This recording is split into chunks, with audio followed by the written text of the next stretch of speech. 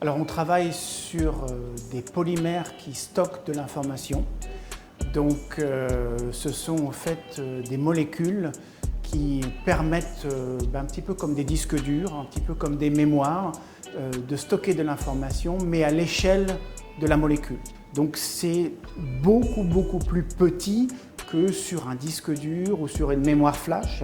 On travaille à l'échelle de l'atome, des atomes qu'on assemble, donc les portions d'information sont très petites. Donc première idée, il y a un gain de place qui est intéressant. Deuxième idée, les polymères, on peut les stocker à température ambiante, c'est juste une poudre ou une huile, donc on peut les conserver à température ambiante le plus souvent. Vous le voyez quand vous mettez une bouteille en plastique quelque part, vous la conservez très facilement. Donc il n'y a pas besoin de forcément réguler la température, d'avoir un apport d'énergie pour conserver ce milieu de stockage. Donc les polymères sont très intéressants. Vous voyez quand vous mettez un polymère dans l'océan, il se dégrade très lentement. Alors ça, c'est un problème pour l'environnement.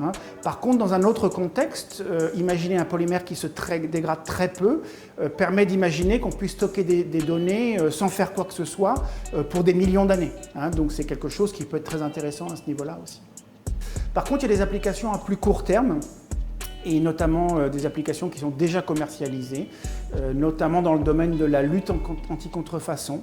Donc si vous pouvez écrire sur un polymère un message, par exemple le nom d'une société, la date de production d'un produit, vous pouvez utiliser ce polymère comme une étiquette, mais une étiquette moléculaire. Donc vous allez le mettre dans un matériau qui peut être n'importe quoi, un produit de luxe, un produit alimentaire, un produit cosmétique, et mettre cette trace moléculaire que vous allez pouvoir par la suite détecter et décoder pour identifier ce matériau. Donc ça, c'est intéressant pour la traçabilité de matériaux, pour justement voir si des produits sont des faux ou sont vraiment des produits qui ont été produits par le concepteur, etc. Donc il y a effectivement un grand nombre d'applications.